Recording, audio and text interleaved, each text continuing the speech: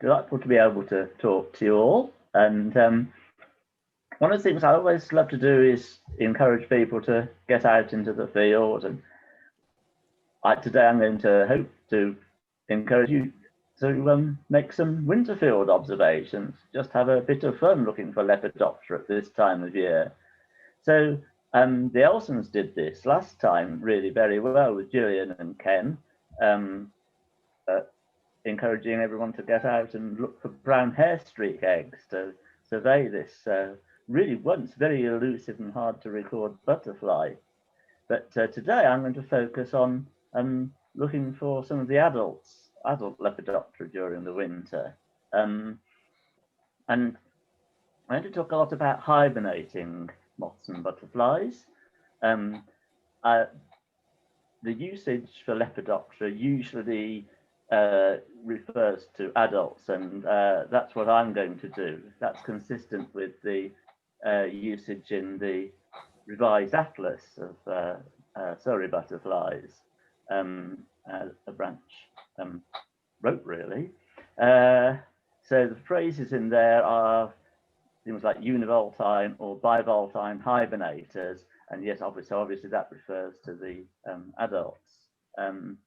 So you can get hibernating, get overwintering, which I see, which I mean they all do. I think the ones that hibernate really go into torpor for a very long time, an extended period. Overwintering, I think, means that yes, they'll be torpid for a while, but wake up occasionally on warm days and fly about. And some of them will actually enter diapause, I think, during the winter, and I'll talk a bit more about that when I mention the brimstone butterfly. So, as we're just allowing adults in this discussion of hibernation, really the only one that actually is allowed here is of these four is the peacock butterfly. These two, this is a coleophora, a moth that actually bears a case on a birch leaf, and this one is a very familiar leaf miner, Stigmata aurora, which gives rise to a small, a sort of rather jewel-like micro moth. And these both actually hibernate as caterpillars. This one in the leaf, and this one on a twig. It actually it crawls off the leaf and hibernates on a twig. And then there's this one called Talipora tubulosa. I mean, the females will look really very much like this because they're flightless. But this is actually would be a caterpillar hibernating in its case. But yet they all hibernate. But I mean, if we allow that to be called hibernation in a way, really, it's a rather meaningless term because all insects are going to hibernate at some stage or another. So from now on, it's going to be restricted to adults. And I'll go through the butterflies first of all. Peacock is a univoltine hibernator. It only has the one generation. So the adults will feed up rapidly in August, and really by the end of August, they're pretty much all have hibernated. There can sometimes be a partial second generation that goes into hibernation late, but this is really a univoltine hibernator in this country. And then that stays really in hibernation really mostly through till about March. Very occasionally you'll see one earlier than that, but it's rather occasional. And common's a little bit more complicated. This is a bivoltine hibernator, but when you get this form emerge in July, really late July, mid-July, this was July the 15th actually in my garden. This is a sort of the standard, the typical comma, and that actually only does one generation a year. But you do get these very bright ones called variation Hutchinsoni, which emerge a few weeks earlier, and then they will actually go through, have a quick summer brood, and produce another brood in later in the year, and those go into hibernation later. And small tortoiseshells are always a bivoltine hibernator.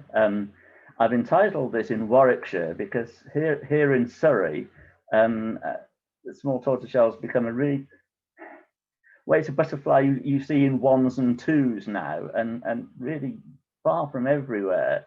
You don't get this abundance anymore, but they're still hanging on in Warwickshire. I took this picture in a village called Lower Quinton about, I think it was either 2 or 3 years ago. So they're bivoltine, and the summer, the second brood will hibernate as adults, but usually it's about September, October time. And again, usually that goes through till you don't really start seeing it until March. Red daffodils are a bit different though. I mean, they really, it's only fairly recent years that they've really been proved to hibernate successfully in Britain. So they're bivoltine. Maybe they can have, I think they can have more than 2 generations in Southern Europe. Someone could correct me on that if it's wrong. But again, they will produce a brood late in the year, September into October. They're often the last butterfly on the buddleia in my garden. And they will hibernate, but they seem to be more suited to hibernating in warmer climates because they really do wake up very early as soon as there's any warm weather. And certainly they're the one butterfly that you'll see on really warm sunny days, even in January. So these could appear and fly about much earlier in the year than the others, which are, I think that I've mentioned, that are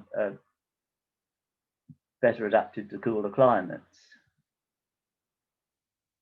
And so the first 4 are all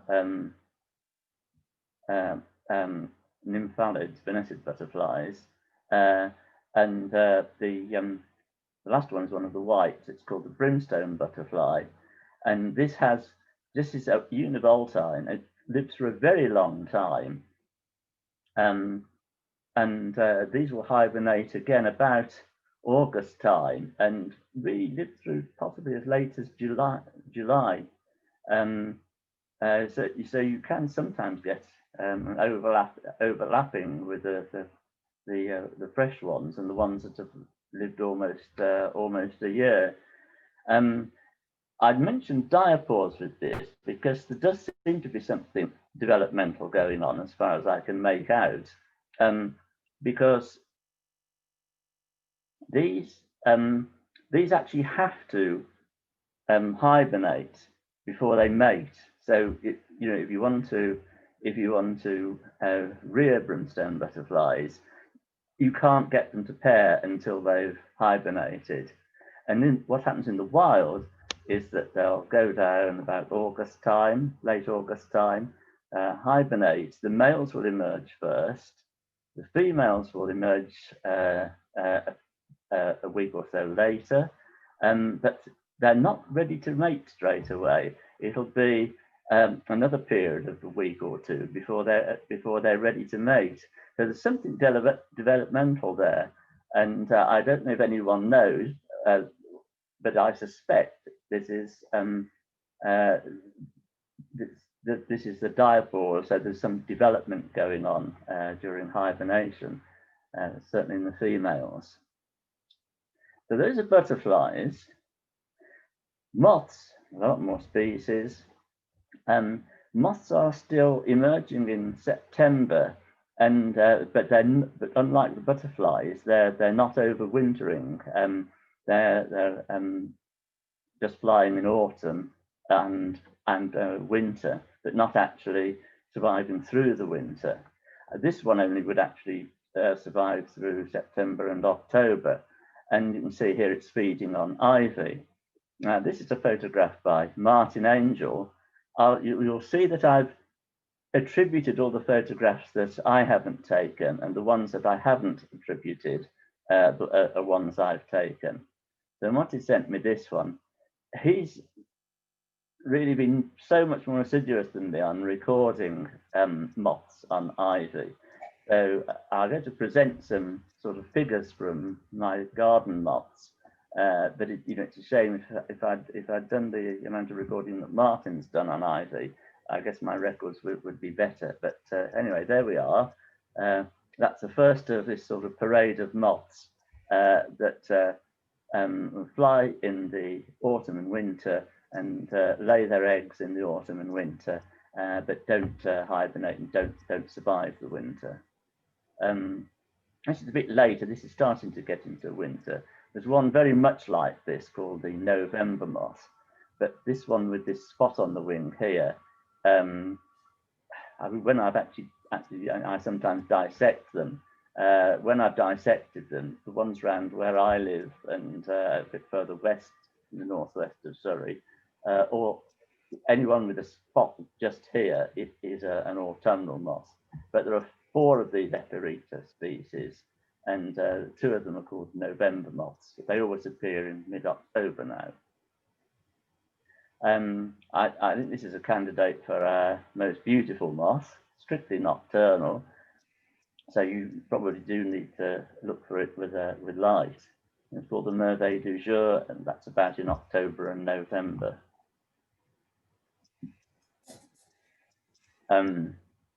This one can present a bit of a problem for people wanting to record it because the males really don't fly until after midnight, and this flies in November as well. So you've got an awful long wait to see any if it's just males flying. So it was ages before I started seeing them. This year, though, we were very lucky as me and a guy called Bob Arnfield were moth trapping on Headley Warren, and we actually got 4 females that night, and they came in just an hour after dark. But this is a male that actually I found it in a public toilet that was left where they left the lights open overnight. So that was actually the first one I'd ever seen. And then this really does seem like a winter moth with a name like December moth. Again, they actually appear mid-November now. This is a male with these tremendous plumed antennae. They all seem to have rather exaggerated plumes. Had probably a bigger surface area for picking up the female pheromones on cold nights. This is related to things like fox and drinker moths, and it's a bit like all of those moths. It will just almost lay its eggs anywhere, and I've actually had a female of this species come into the house, fly around the light a few times, and where's that gone? And the next afternoon, I found it's laid eggs on the lampshade. So I mean, okay, that's about in December, but it's still not surviving. I don't think I've ever seen one still go through into the new year. And this one as well. They all lay their eggs during the winter, usually during the first part of winter. This one might go through a week or 2 into the new year. And actually, this is on a leaf here with a leaf miner. So that's called and on hazel. So that's called Stigmella microtheriella, and that will have eaten its way out of the leaf as a caterpillar, fallen into the leaf litter, and pupated in a cocoon, and so that will overwinter. This one will actually overwinter. This micro moth will overwinter as a cocoon. So you've got 2 for the price of 1 there, and again these wonderful feathered antennae. So that's a male again. Mottled umber. That one will go slightly into the new year. And winter moths, these just about creep over into the new year, probably emerge at the end of November. We've got 2 species in Britain, the winter moth here and the northern winter moth. When we were on Headley Warren in late November, mid-November, we found both species in slightly different locations there. So there are plenty of northern winter moths in Surrey, despite the name, but and so this one was actually in an old quarry, whereas this was in the woodland. And these do tend to be found high up on the Greensand, Blythe Hill and so on. All of this genus have flightless females. There's just a vestigial wing there. And that's quite a feature of these winter geometrid moths, the ones with the looper caterpillars.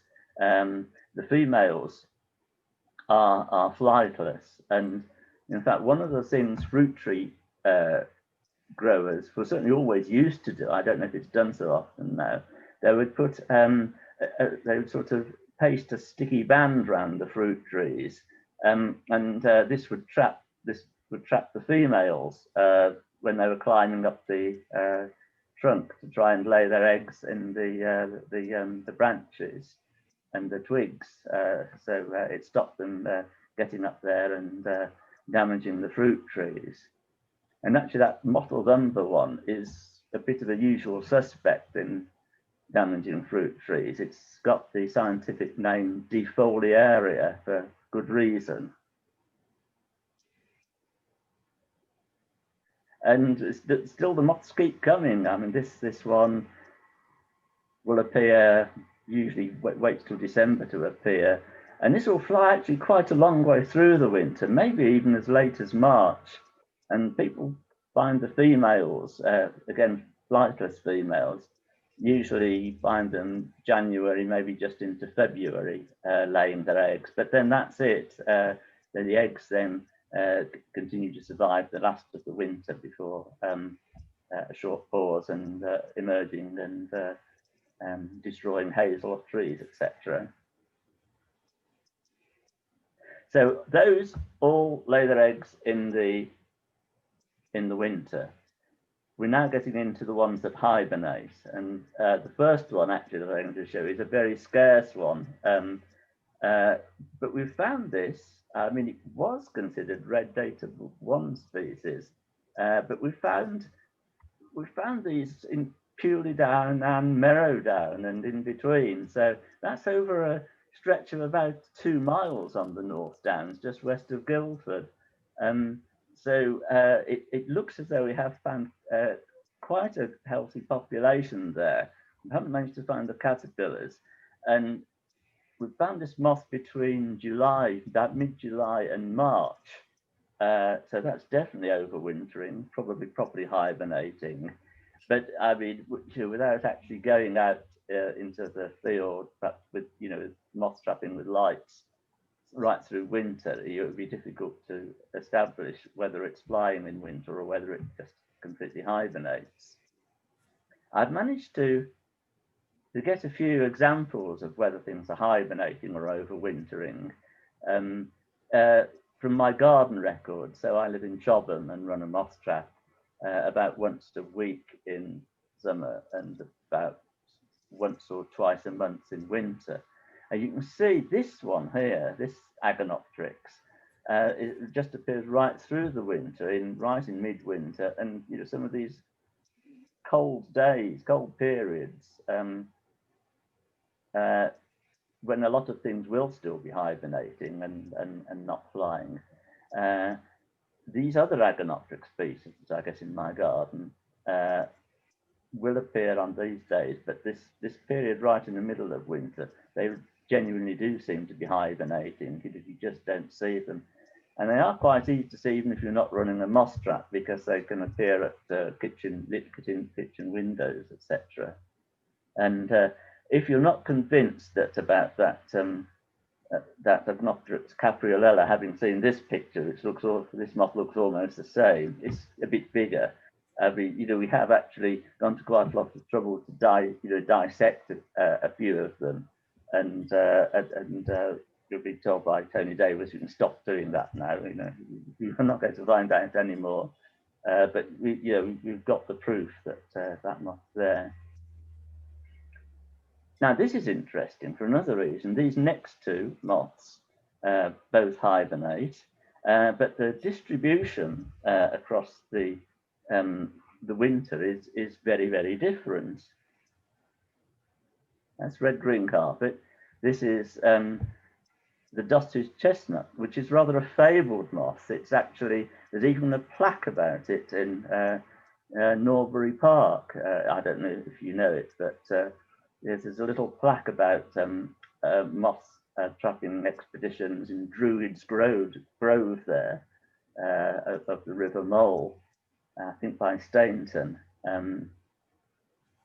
But yes, the interesting thing from the hibernation point of view is that where did they go? Well, I mean, there's certainly, you see a long period of disappearance between the last record in autumn, early winter, and the first record in spring, even for the red-green carpet, which hangs on right into December, and a much longer difference with the dotted chestnut.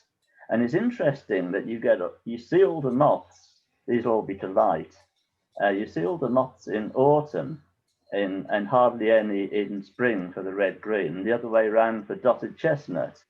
I think what's happening here is the dotted chestnut is a bit like brimstone and peacock butterflies in that it hibernates quite early. I mean, I hadn't seen one later than the 17th of October, and then it appears again in the spring. Red-green carpet, well, the obvious suggestion is, are they actually not doing very well? Are they dying off rather badly, and just a few remain through to spring? Well, they are certainly dying off, but it's the males that die off. They're pretty much all gone by the end of December, whereas the females are the ones that survive through to spring. So these will have mated. Both of these will have mated during the autumn, early winter. But in the case of the red-green carpet, it's only the females that survive, and they've been fertilized, they've got the eggs, so they lay the eggs in spring. So there's probably little, if any, selective advantage for males to survive through to the spring if already mated. And there's another moth. Sadly, this is a species we don't have in Surrey. In the south, it's restricted to the rocky coasts. It's a bit more widespread in the north, so you'd find it on the Peak District moors, for example.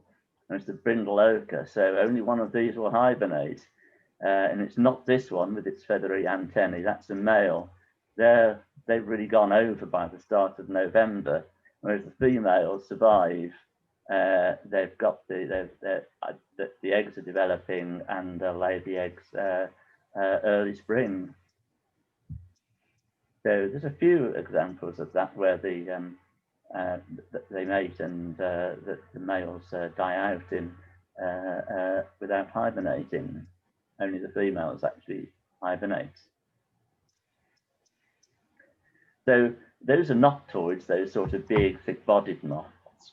I mean, do these hibernate or overwinter? Well, it's both. I mean, some of them will. These ones will have quite long periods of torpor, but they will definitely appear on warm midwinter nights. So, and these are all closely related. The chestnut and the dotted chestnut are actually in the same genus, Conistra, and yet there's a big difference here. There's a very few dotted chestnuts in this sort of cooling and warming days, and none at all in midwinter, whereas the chestnut are quite abundant, but they certainly survive through. And over all of the 20 years, I mean, I've recorded good numbers of these three moths. Whoops, I didn't mean to do that previous. But not seen them in midwinter. And it's the same with the herald. I mean, that, you see, I just have never seen any between the 16th of October and the 2nd of April in my garden. The actual total number over 20 years is not very high. These are actually, I think, easier to find when they're hibernating, if you can find hibernating sites. They may be a moth that doesn't come to light very well. It seems always to be ones and twos for me. The herald moth. We'll see a picture of that later. And there's this other one called the dark chestnut, which I mean is one that we moth trappers tend to be well, good moth trappers tend to be very cautious about this. It looks very much like the chestnut, but it does have this produced apex. So if we see one like that, and particularly if it sits on a white wall, conveniently like this, then we know it's a dark chestnut. But we really don't record many. I've only recorded 9 in my garden, so it's very hard to say. It's got a reputation of males dying off by the end of the year, and the females surviving until they've laid their eggs, which is usually about January, February time, and not seen through hibernation or overwintering. But having said that, I mean, I have seen one in February and one on the 12th of April, and considering I only seen 9 in my garden in 20 years, I think that's a high proportion, but we can't do any statistics with just 9 individuals. They're all a bit different, aren't they? And then there are quite a few micro moths that hibernate or overwinter.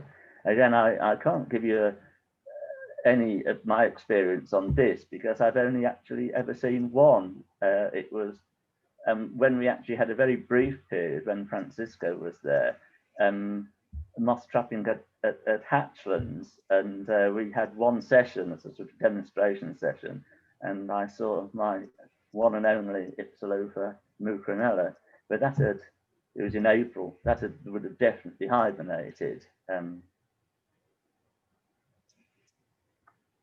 There are more common ones, and this is Ipsilopa ustella is a common species. It appears in my garden. It appears the 1s and 2s in winter. There was one a few days ago, and I ran a light trap.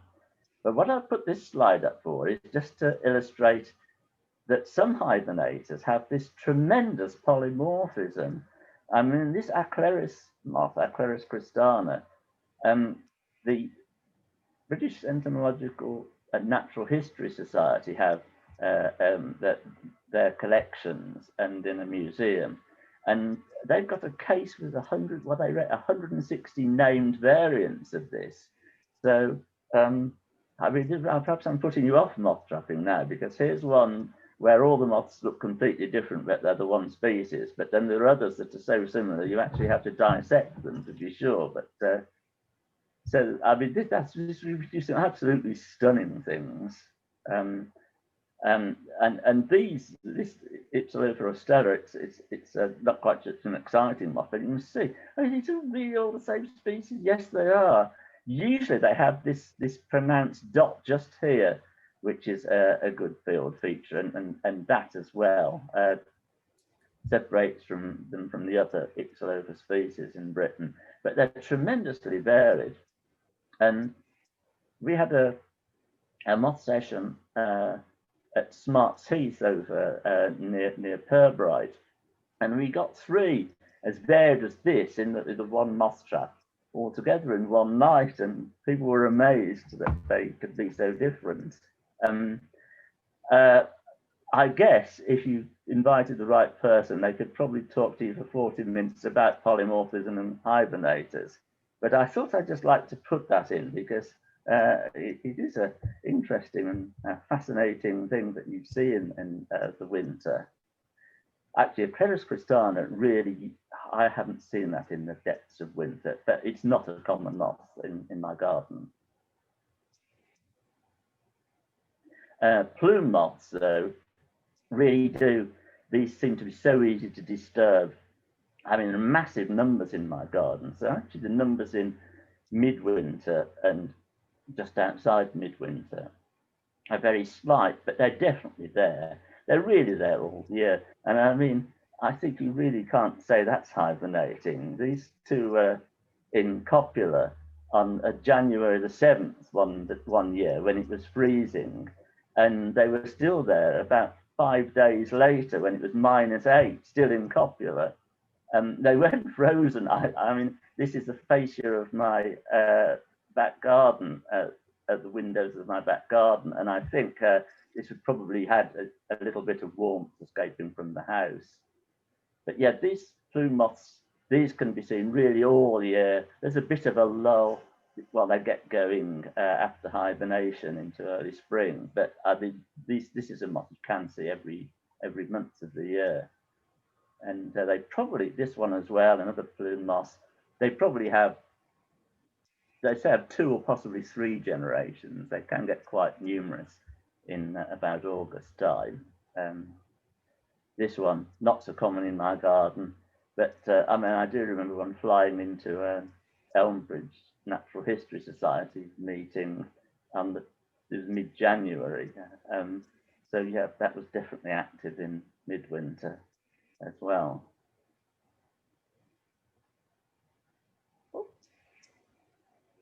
Oh, there we are. I think I've missed a slide. Yes. So this is the field, go out and do some field work bit. So where do you find them? Where do Lepidoptera hibernate?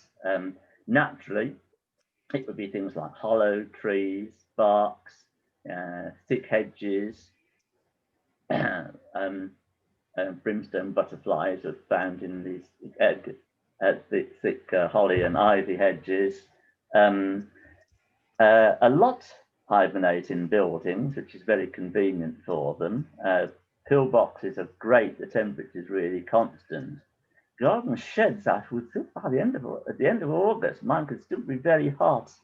I've seen peacocks trying to hibernate there and the herald, but not many. This is the back garden. And I did, before I gave this talk, I thought, shall I have a look to see if I can see any brimstones in this thick ivy hedge. That's the place where I should be looking for moths feeding, like Martin Angel does. But I couldn't. It really is hard to see them. You could actually get a bee smoker and smoke them out to find out if there were what insects were hibernating. That works very well actually for disturbing insects. But I actually don't really like to be quite so intrusive in hibernation. I think for most insects it doesn't do them very much good to wake up if they're supposed to be going into long-term torpor like brimstone butterflies do. But it does work, because I can remember we had one of those Surrey Wildlife Trust thank you things where they have a where you chop some trees down on the heathland. We had this on an area which had got quite badly invaded by pine saplings, and then instead of working all day, you have a lunch, and there's a little thank you, possibly some beef burgers and cider, I think it was.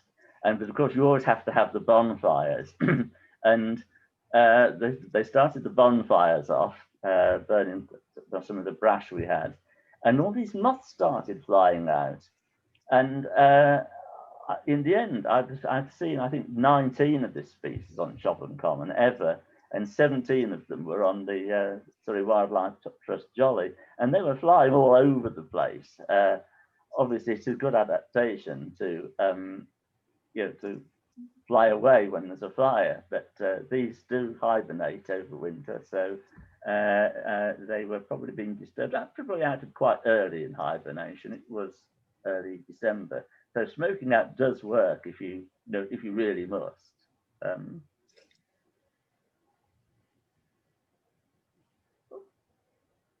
So let's do some field work ourselves. This is something you can do if you're walking along the North Downs. There are a lot of these pillboxes. There's certainly a good concentration of between Blashford Down and White Downs over a couple of miles. Some of them are a bit open like this and don't seem to be so great for hibernators, but some of them are sort of in woodland and tidy like this, and they still produce quite a good number of Lepidoptera, and it is interesting to look. I think you could just pop into one or two when you're going for it, rather than walking past them, and see what you can see. So eventually I found a nice damp dark one in a bit of scrub, and the typical butterfly, hibernating butterfly. The only butterfly I found actually on my walk before giving this talk was a peacock butterfly, but there were good numbers in several of the boxes, sort of the 10-ish, round about 10, 15, so not huge numbers, but they're usually in little clusters like this, which obviously that's not to keep warm, that's really not what they need to do. They need to keep cool and torpid. But that's probably when they start waking up, that may probably means that, if there's a spider about, it's only going to get one of them out of 6 rather than 1 out of 1. So presumably that's why they hibernate into clusters. Perhaps someone can tell me.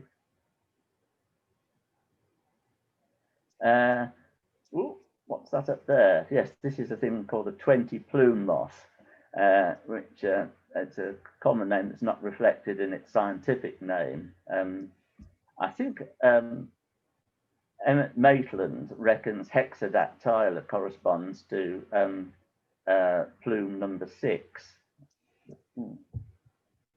Dactyla is a finger, though. Anyway, who's going to argue with him? Plenty of people, actually. But anyway, there it is. This one will hibernate in your house too. If you see a little moth flying about, that's not a clothes moth, but it's sort of pretty with lots of fingers like that, wings. That will be the 20-plume moth. So there were plenty of those in the pillboxes, and lots of herald moths, which are the highlights. And this one in particular really shows how torpid and cold they get, and it really doesn't matter how cold. This one is actually covered in dew, but there we are. It's alive. It's not going to get mouldy, and it's hanging on there on its own. And again, like the peacocks, usually found in little clusters like this, and very torpid. And I think they're probably not going anywhere till spring.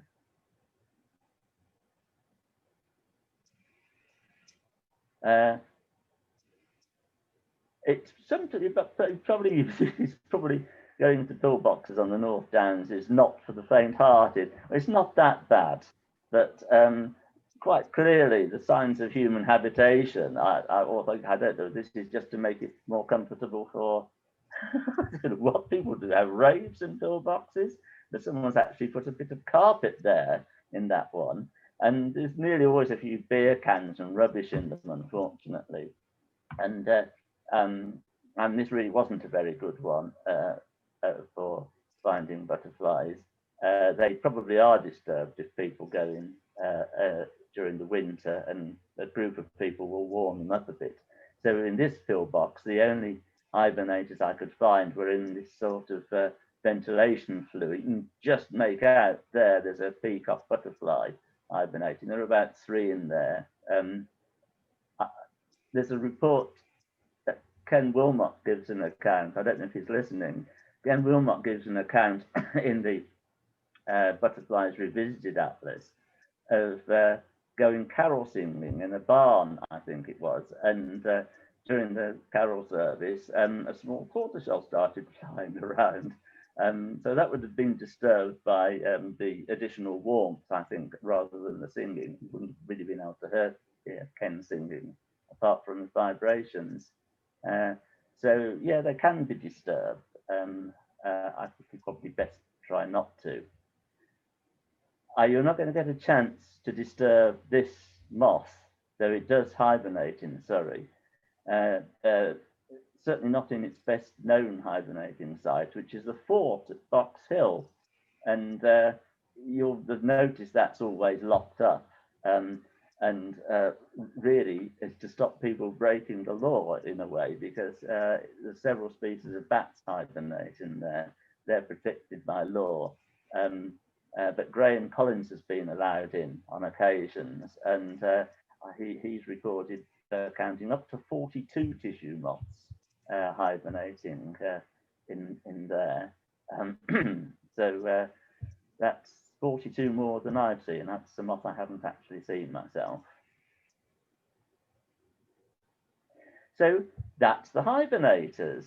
those are the hibernating moths that I'm going to talk about. Not all of the ones in Britain, but a good representative selection of them.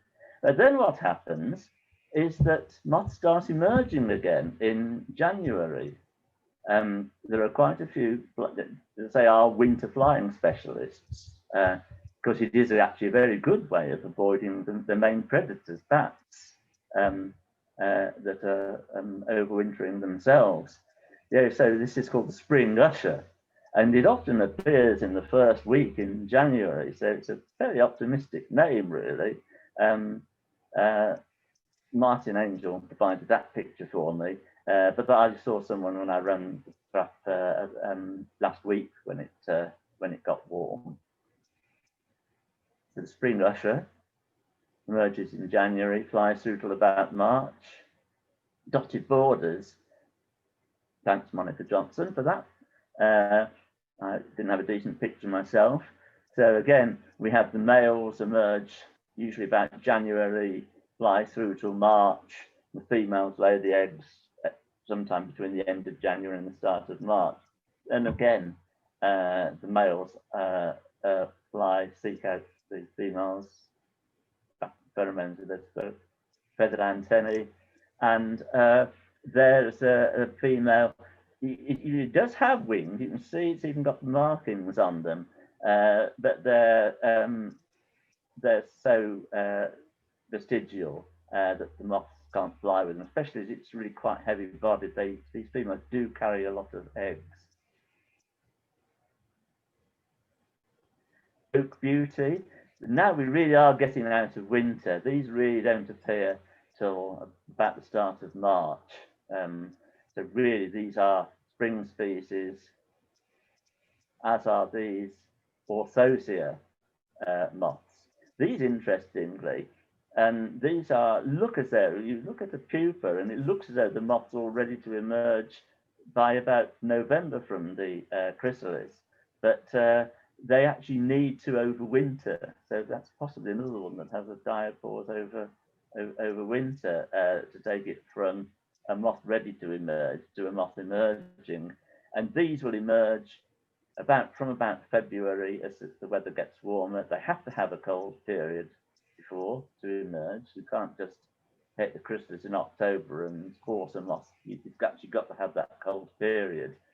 And these, the ones I've raised, you have to really careful to make sure you put some food in the cage where they're going to emerge, because when I haven't done it, they actually finished up. Oh, there's two of them there, but they're both died, and they seem to have to feed straight away, and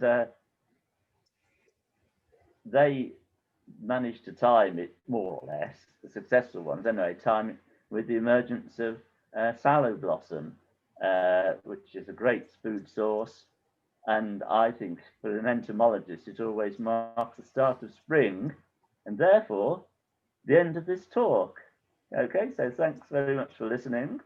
That's it. I'm very happy to take questions, and I'm also very happy for any updates or any extra information any of you can give me. Particularly anyone who keeps up with the literature better than I do.